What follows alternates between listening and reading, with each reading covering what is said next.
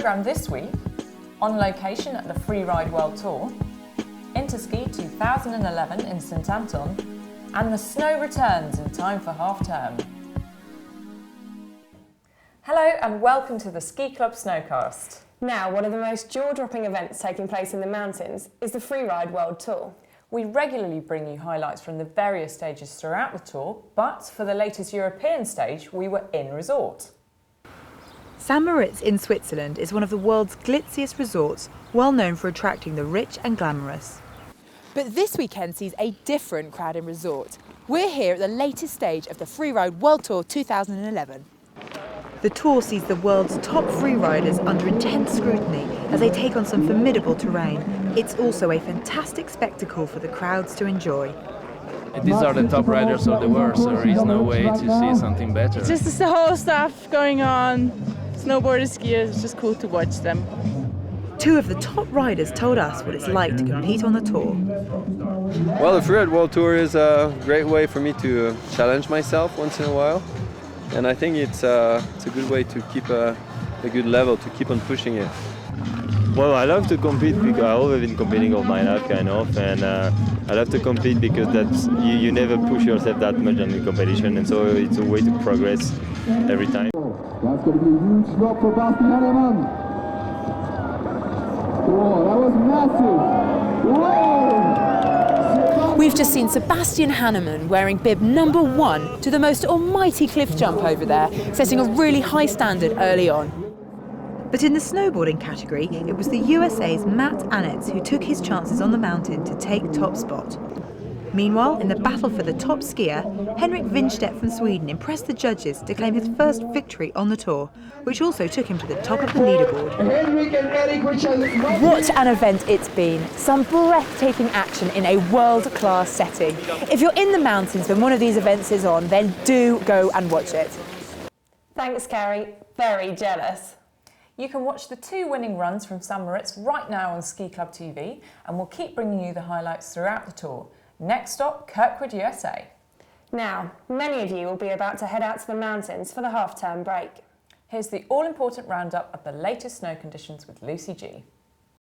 Snowfall has returned to Europe this week, creating some great conditions in time for half-term.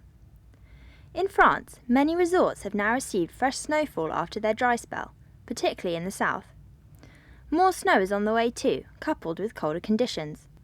Italy is where the best conditions can be found at the moment. The region has seen some big dumps of snow this week, with over 50 centimetres falling in some places on Thursday. Austria and Switzerland have also seen some snowfall this week, although some regions have missed out. That said, it's still possible to find some great conditions, especially on the higher slopes. The sun came out in Scotland to reveal mountains covered in snow. There is more forecast across the resorts over the weekend. California is the place to head for powder in America. Squaw Valley received the most, with 76 centimetres falling on Wednesday. It's been warmer and sunny in Colorado, perfect conditions to enjoy their bumper season. 181 centimetres of snow has fallen on Whistler since the 10th of February, taking them over the season average already. The east coast of Canada is great too, following a snowy spell last weekend.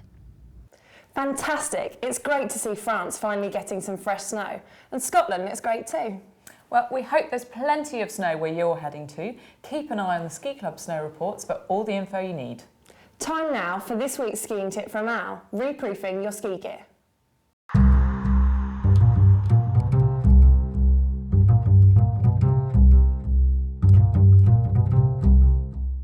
When your clothing's new, you may notice that water hits it, beads up, and runs off. After some use, this will stop happening in places and the water will soak in.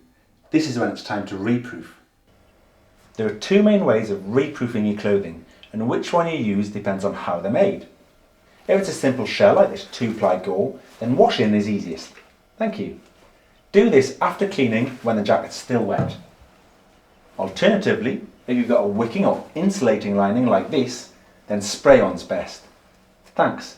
If you're unsure, ask your shop. Spraying's best done when the jacket's clean and dry, but in a well-ventilated area, so I'm off outside.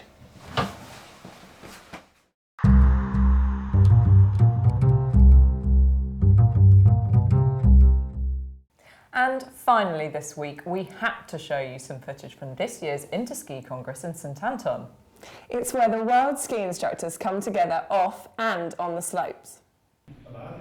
Interski has been running since 1951, and every 4 years, ski instructors representing 38 nations discuss and share the latest trends in winter sports teaching methods and techniques. It's all to improve the way in which we learn in the mountains. One of the highlights of the week, though, is the ski demo show, where all the teams perform a variety of routines, culminating in a grand finale.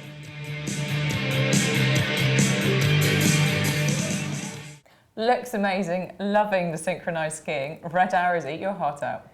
Well, that's all we've got time for this week. We hope you enjoyed it. Make sure you join us, same time, same place next week. Until then, bye. Bye.